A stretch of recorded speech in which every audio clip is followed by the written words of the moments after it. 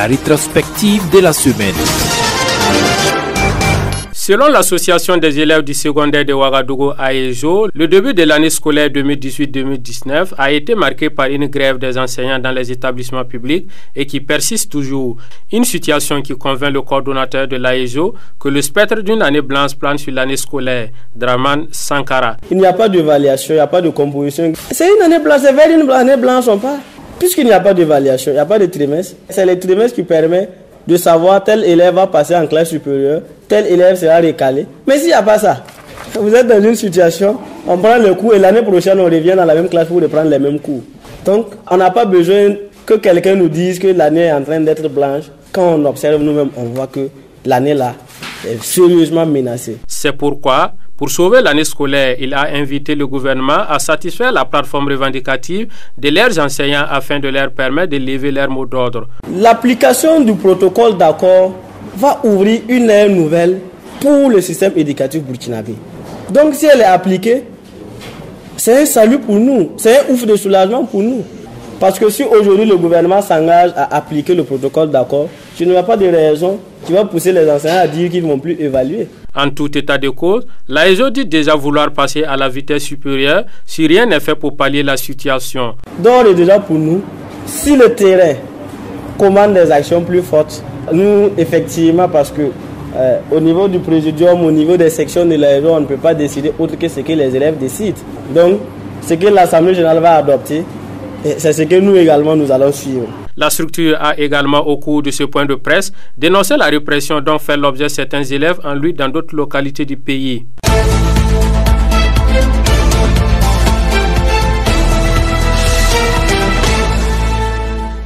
Minata Gelware et le soldat de première classe Li Amadou sont désormais en liberté provisoire. Ainsi en a décidé le tribunal militaire qui a rendu sa décision ce mercredi. Le tribunal a ainsi jugé la requête de leurs avocats comme étant bien fondée et ordonné par conséquent leur mise en liberté provisoire s'ils ne sont pas détenus dans le cadre d'un autre dossier. L'accusé Kinda Yakuba lui a vu sa requête rejetée comme étant mal fondée. Ce dernier, arrêté le 23 novembre 2018, est poursuivi pour complicité d'attentat à la sûreté de l'État, coups et blessures volontaires, dégradation volontaire aggravée de biens et association de malfaiteurs. Le tribunal a cependant ordonné la disjonction de son dossier à celui général de brigade Gilbert Diendéré et 73 autres. Son cas sera jugé donc à une prochaine session. Il en sera de même pour le cas du sergent Badoum Lamoussa qui ne sera pas jugé à cette session. Le sergent n'était plus assisté depuis le départ de son conseil Maître Stéphane Ouedraogo en décembre dernier. Badoum Lamoussa a laissé entendre au président du tribunal que Maître Yeri Thiam se constituera désormais à ses côtés. 5 derniers accusés devront passer à la barre pour compléter leur audition. Il s'agit de l'adjudant-chef-major Éloi Badiel, de l'adjudant Jean-Florent Nion, du sergent-chef Koussoubé Roger, du caporal Dassami et du sergent-chef Zerbo Laoukou Mohamed. Pour leur permettre de se préparer avec leur conseil à aborder cette phase, le tribunal a suspendu l'audience qui reprendra lundi prochain.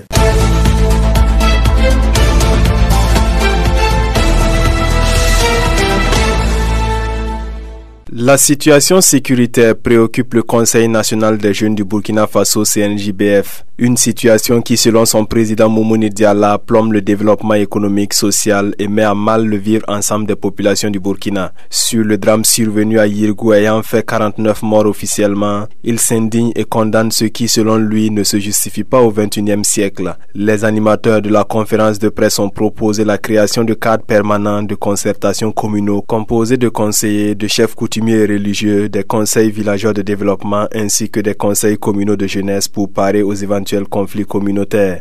Relativement à la vie de la structure, les conférenciers se sont réjouis de l'obtention de leur récépissé qui fait d'eux désormais la fêtière des mouvements et associations de jeunes et de jeunesse du Burkina. Toutefois, souligne Moumouni Diala, sa structure se heurte à des difficultés avec le ministre de la Jeunesse Maïla Ouedraogo qui refuse de reconnaître le conseil. Entre autres griefs, Moumouni Diala et ses camarades citent le blocage des partenariats, de la subvention de fonctionnement de la structure ainsi que les invitations au niveau national et international qui ne parviennent pas au conseil. C'est ce qui fait dire au principal animateur de la conférence de presse que le ministre outrepasse sa mission et abuse de son pouvoir pour plomber l'avenir de la jeunesse. Les conférenciers ont saisi l'occasion pour appeler les jeunes à se tenir prêts pour répondre aux mots d'ordre de sit-in dans les jours à venir.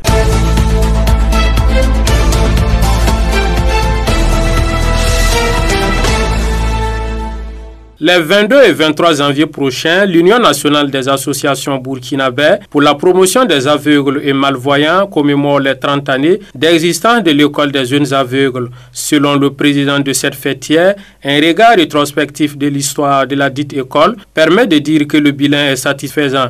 Christophe Oulé. D'abord, nous sommes satisfaits parce que, vu le nombre de personnes qui ont pu passer par cette école, c'est vraiment fabuleux comme résultat.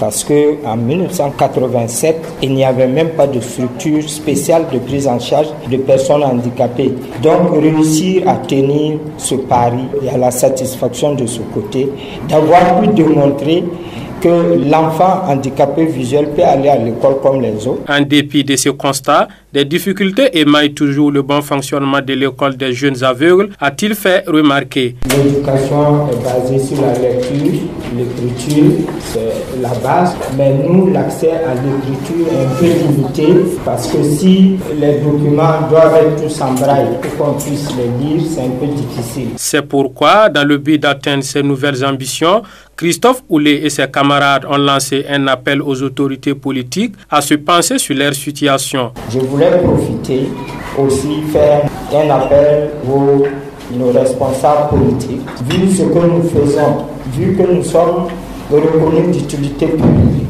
nous avons demandé que l'UNABEPAM ait une subvention de l'État pour mener à bien ses activités. La commémoration du 30e anniversaire de l'école des jeunes aveugles sera marquée par un cross populaire, des visites des locaux de l'école et bien d'autres activités de divertissement. La rétrospective de la semaine. Le passage de 2018 à 2019 a été particulièrement éprouvant pour le pays avec l'attaque à l'orée de 2019 de la gendarmerie de Touini le 27 décembre 2018, note l'alliance des partis de la majorité présidentielle APMP. Des attaques qui, selon elle, se sont poursuivies avec l'assassinat de 7 personnes dans le village de Yirougou-Fulbert dans la nuit du 31 décembre au 1er janvier 2019 et qui a eu pour corollaire les exactions et les pertes en vies humaines au sein de la communauté Peul. Une situation que déplore le principal conférencier Adama Kanazoué, qui a par ailleurs lancé un appel à la justice à poursuivre les investigations afin de situer les responsabilités. C'est donc au regard de ce contexte marqué par la recrudescence des attaques terroristes que l'APMP soutient la trêve sociale lancée par le président du Faso. Pour Adama Kanazoué, la mise en œuvre effective des recommandations issues de la conférence nationale sur le système de rémunération des agents publics de l'État permettra une meilleure justice et équité entre les agents de l'État. Elle permettra également de prendre en compte les revendications des travailleurs et de garantir l'équité et la justice entre les agents de l'État, a-t-il affirmé. Toujours dans la recherche de l'équité, la PMP dit saluer les mesures fiscales adoptées par l'Assemblée nationale qui, selon elle, va contribuer à élargir l'assiette fiscale et de garantir l'équité dans la redistribution des richesses nationales. Ces mesures, selon la coalition des partis de la majorité présidentielle, est une nécessité pour un pays qui veut s'autofinancer. C'est pourquoi elle estime qu'il est un paradoxe d'exiger à la fois des efforts de la part du gouvernement et de refuser que des taxes de mobilisation des ressources à travers l'amélioration de l'assiette fiscale ne soient envisagées. Les conférenciers ont également condamné l'incident survenu le 12 janvier dernier dans la localité de Nafona.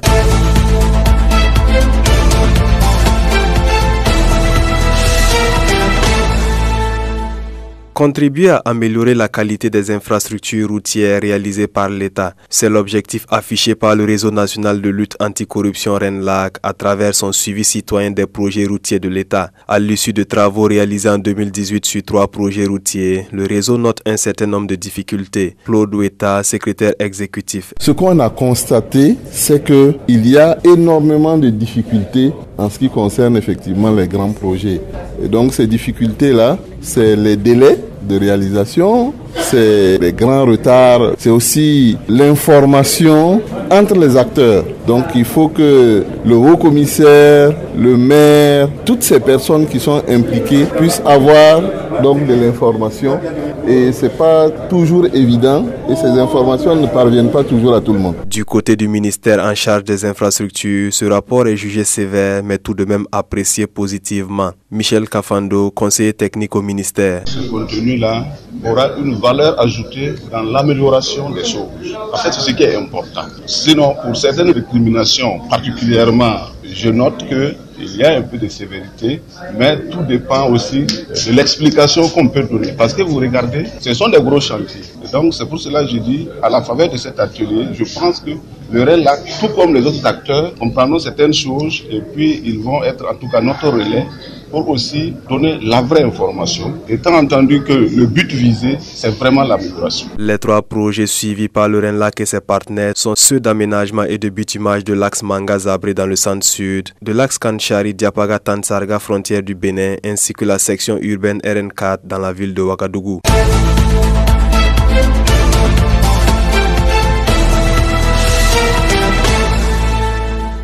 C'est un constat amer que le collectif contre l'impunité et la stigmatisation des communautés fait de la situation sécuritaire du pays, une situation face à laquelle le pouvoir en place peine à trouver une solution. Maître Ambroise Farama, avocat du collectif. Même lorsque le gouvernement nous a promis de terroriser les terroristes, on n'a vu aucun résultat probable, aucun résultat satisfaisant.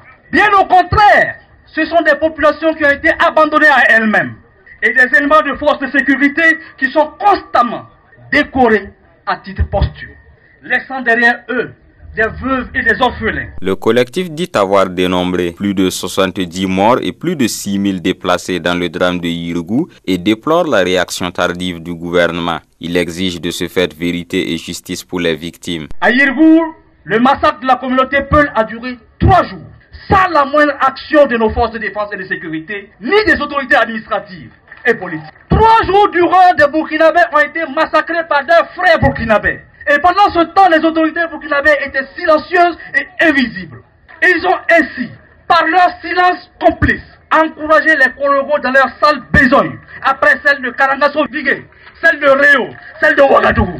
À Rigou, il y a eu des graves violations des droits de l'homme. Ces crimes ne peuvent pas rester impunis. Et le président du collectif de lancer un appel au gouvernement à se pencher sur la situation des déplacés. Daouda Diallo. Sur le plan social, une bonne assistance sociale est mise en place dans la commune de Barsalgo. Mais elle est très défectueuse et très insuffisante à Kelbo et à Arbinda. Les déplacés ont de sérieux problèmes pour se nourrir, pour se vêtir et se soigner. La prise en charge psychologique laisse à désirer. Sur le plan économique, beaucoup de biens ont été détruits et emportés. Les animaux des déplacés sont toujours pris en otage par ces Kognoego hors la loi et sans foi. Tout en invitant l'ensemble des populations à se départir des propos et actes de stigmatisation, le collectif exige l'ouverture d'une enquête pour situer les responsabilités. Elle prévoit à cet effet une autre marche meeting à Bobo Dioulasso le samedi prochain. La rétrospective de la semaine. Le Burkina Faso traverse depuis quelques années une situation sécuritaire très préoccupante, caractérisée par de multiples actes terroristes au cours des 3 dernières années, rappelle la Commission nationale des droits humains, CNDH, dans une déclaration conjointe avec des organisations de la société civile, OSC. Le drame de Yirgou constitue le paroxysme de la situation sécuritaire, notent les signataires, qui précisent que les événements de Yirgou ont provoqué de nombreuses atteintes aux droits humains et plus particulièrement au droit à la vie et à l'intégrité physique de nombreuses personnes. Pour eux, la récurrence des violences communautaires nécessite une mobilisation de toutes les forces de la patrie pour garantir une effectivité du respect des valeurs, des droits humains et de la durabilité de la cohésion sociale. La dernière concertation tenue ce 10 janvier 2019 s'inscrit dans cette logique, lit-on dans la déclaration. À l'issue des échanges autour du drame et sur les principes et valeurs du vivre vivre ensemble. Les participants à cette concertation se sont offusqués du manque de diligence dans la gestion globale du dit drame et les solutions que les dirigeants et les forces de défense et de sécurité ont réservées à la situation de Yiru. Ainsi, la CNDH et les OSC ont recommandé en urgence, entre autres, le maintien permanent d'une présence sécuritaire sur place pour rassurer les populations, l'identification des victimes décédées et leur lieu de sépulture, l'organisation des obsèques nationales pour honorer la mémoire des disparus, l'interpellation dans les meilleurs délais de toutes les personnes qui se sont rendues coupables d'actes criminels en lien avec ce drame. Ces structures préconisent aussi de faciliter la conduite par la CNDH d'une enquête indépendante conformément à ses missions et attributions.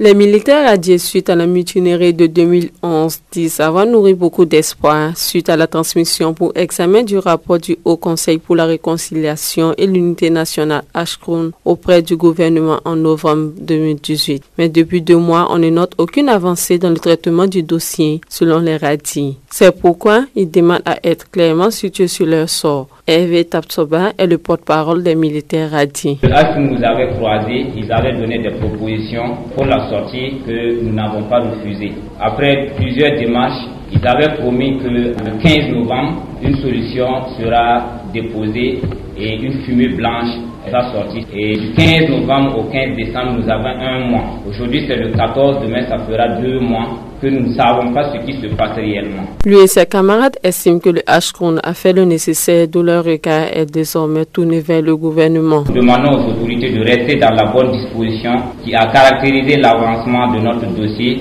jusqu'à ce stade et de communiquer sur la suite qui nous est réservée. Nous pensons que le Ashkroun a fait le nécessaire de ce qu'il faut. Pour un dénouement heureux de leurs multiples démarches et sollicitations et pour mettre fin à leur souffrance et à celle de leur famille, disent-ils, ces militaires radiés ont lancé un appel au président Roch Kaboré afin qu'il intervienne dans le dossier. La rétrospective de la semaine. La hiérarchie policière brille par son larbinisme, son inaction et son manque d'initiative face aux problèmes des policiers. Foi de l'UNAPOL. Le syndicat des policiers s'est dit à présent convaincu que les policiers sont orphelins de cette hiérarchie, mais aussi du Premier ministre qui, selon le syndicat, malgré les multiples interpellations et alertes, montre aux policiers que son gouvernement n'accorde aucune importance ni aucun intérêt à la situation qu'ils vivent. Pour leur part, les responsables du syndicat disent soutenir leurs collègues qui observent depuis ce 14 janvier 2019 un deuil en la mémoire des 2 policiers tués à Nafona. Aramia Ouzongo est le secrétaire général de l'UNAPOL. Nous aussi, on a constaté que depuis ce matin, les services de police fonctionnent au ralenti. On a essayé de comprendre, on nous dit que les policiers ont dit qu'ils sont en deuil. Parce qu'à l'animation de leurs collègues aujourd'hui, donc c'est pourquoi les services ne fonctionnent pas. Pour lui, malgré l'état d'urgence, le pays se meurt, les attaques se poursuivent, les populations sont tuées et torturées. Et si les choses ne changent pas, poursuit-il, l'équilibrisme dont fait preuve les responsables de la sécurité nationale face aux problèmes finira par entraîner la perte de tous. C'est pourquoi le syndicat appelle les policiers à la mobilisation, à la solidarité et à la lutte. On a pris le soin depuis ces derniers temps d'interpeller sur le manque d'armement, le manque de protection, mais bon, visiblement ça ne passe pas. Le gouvernement n'entend pas. Dans tous les cas, nous allons entreprendre des mesures plus fortes. En attendant, les responsables de l'UNAPOL comptent porter plainte contre les personnes impliquées dans les événements de Nafona.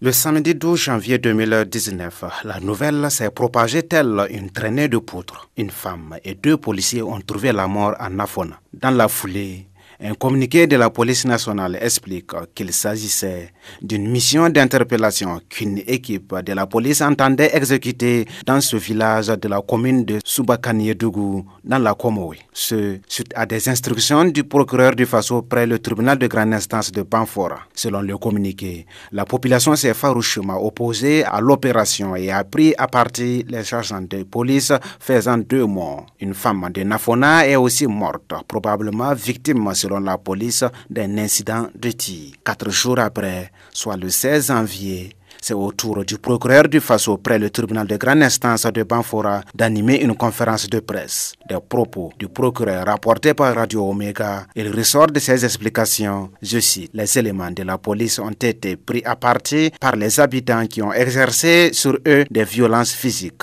2 policiers tomberont entre leurs mains et seront retrouvés plus tard sans vie, battus à mort. Une habitante de Nafona va perdre aussi la vie probablement par suite d'un incident de tir. L'enquête suit son cours afin de donner plus d'éclairage sur les circonstances des 3 décès et situer les responsabilités. Fin de citation. Le procureur explique que l'incident fait suite à une décision de justice provisoire qui a donné le droit à Drissa Koulibaly d'exploiter une partie d'un terrain litigieux entre lui et Kanaï Soma et autres. Une décision qui a vu la résistance de ces derniers qui se sont adonnés à des actes de vandalisme au domicile du plaignant, confie le procureur. Selon lui, après une nouvelle plainte, l'enquête a été confiée au commissariat de Soubakaniédougou qui, le 8 janvier 2019, a envoyé 5 de ses éléments pour remettre des convocations aux mises en cause domiciliées à Nafona. Mais les policiers seront encerclés, leurs engins vandalisés et le domicile du plaignant sera aussi incendié, a-t-il ajouté.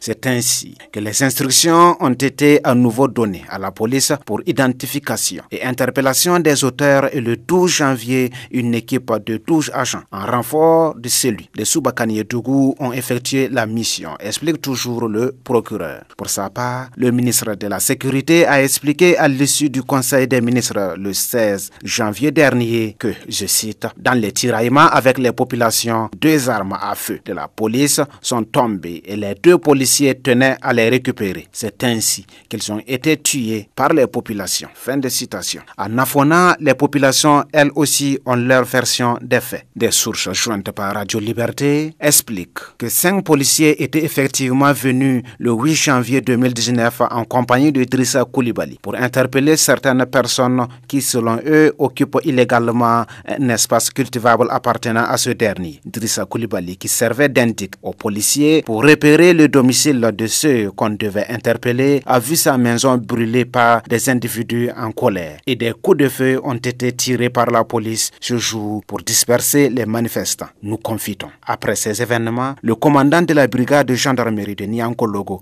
informé par la population, serait venu calmer les esprits. Mais le 12 janvier 2019, aux environs de 5 heures du matin, des tirs et odeurs de gaz lacrymogène réveillèrent les habitants de leur sommeil. C'était la panique et les gens couraient de partout. Il s'est avéré que ce sont des policiers qui procédaient à des interpellations, témoigne un habitant.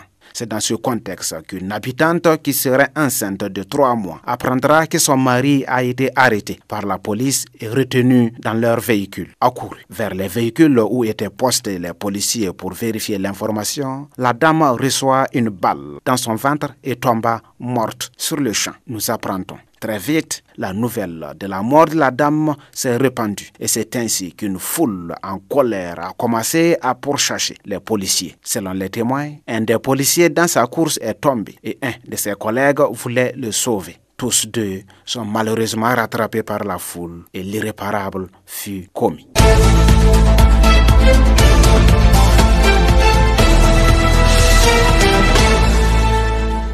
Maître Drissa Traoré, bonjour. Bonjour, monsieur. L'ancien président de la Côte d'Ivoire, Laurent Gbagbo, et son ancien ministre Charles Blé Goudé, acquittés par la Cour pénale internationale. Comment avez-vous accueilli cette nouvelle? Nous avons accueilli cette nouvelle avec surprise et surtout amertume et déception. Parce que pour nous, cette décision va sonner le glas de la justice pour les victimes. Les 3000 victimes qui ont été recensées pendant la crise post-électorale. Et donc, c'est avec beaucoup d'amertume, en tant qu'organisation de défense des droits de l'homme, en tant qu'organisation accompagnant les victimes, que nous avons pris cette décision. Nous aurons souhaité quand même que les responsabilités puissent être situées et que le président Laurent Gbagbo, qui était le président de la Côte d'Ivoire, où c'est les forces qui étaient à ses ordres, ont commis des atrocités puissent répondre de ces actes-là et que les victimes puissent avoir justice. Mais malheureusement, du fait du dossier du procureur, parce que à la vérité,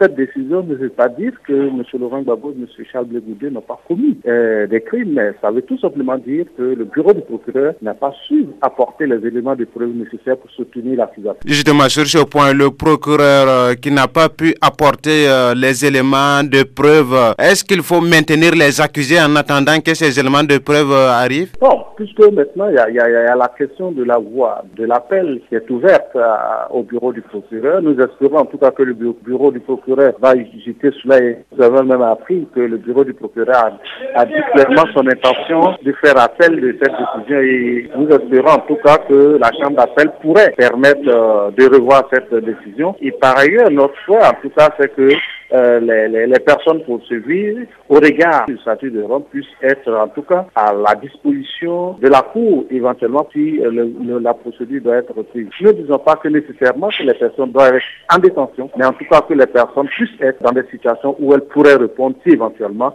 le procès devait continuer après la décision de la chambre d'appel. Est-ce qu'à cette allure, vous craignez que, en tout cas, justice ne soit pas rendue aux victimes de ces violences post-électorales en 2010 et 2011? C'est notre grande inquiétude parce que déjà, premièrement, il faut dire qu'il y a une ordonnance qui en Côte d'Ivoire qui vient pour amnistier tous les acteurs politiques de la crise post-électorale de 2010-2011. Et avec cette décision de la Cour pénale internationale, ça veut dire que zéro justice pour les victimes. Les victimes sont laissées pour compte. Les victimes ont été victimes, mais il n'y a pas d'auteur, il n'y a pas de coupable et cela est très regrettable. Et cela est dans le champ de tout ce qui est advenu en Côte d'Ivoire depuis plusieurs années où il y a beaucoup de victimes, mais jamais de coupables condamnés. Et nous regrettons cela amèrement. Nous pensons en tout cas que la CPI en appel pourrait revoir cette décision et pour que au moins les victimes puissent avoir la satisfaction morale de pouvoir avoir une décision. En tant qu'Ivoirien, imaginez-vous un instant le retour de Laurent Gbagbo au pouvoir en Côte d'Ivoire? Non, nous n'avons pas, nous en tant que défenseurs des droits de l'homme, nous n'avons pas de commentaires particuliers à ce sujet. Ce qu'il y a, c'est que s'il est blanchi par la CPI, il va jouir de l'ensemble de ses droits civils et politiques et il appartiendra au peuple de Côte d'Ivoire de choisir qui sera son président.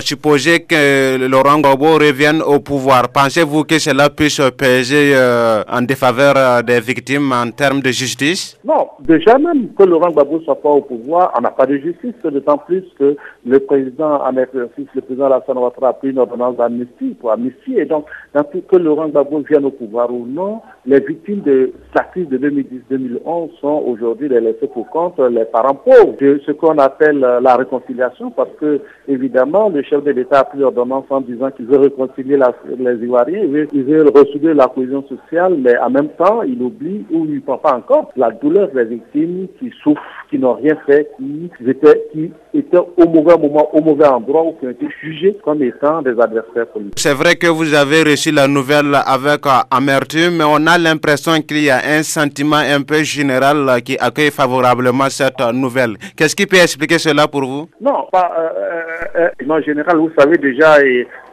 y a les partisans de Laurent Gbagbo, aussi bien en Côte d'Ivoire qu'à l'extérieur, qui ont toujours milité pour la libération de Laurent Gbagbo. Donc ces personnes-là sont évidemment joyeuses, ces personnes s'expriment. Sinon, il faut dire que l'opinion est partagée. Mais à tout état de cause, ce qui est important, c'est que force doit revenir aux décisions de justice. La justice doit pouvoir respecter. Et dans cette procédure, la CPI également a su montrer que les droits de la défense sont respectés, que les juges sont suffisamment indépendants pour prendre des décisions, même si elles ne nous plaisent pas, nous, défenseurs des droits de l'homme. Mais c'est ça aussi la justice. Maître Drissa Traoré, merci. C'est moi qui vous remercie.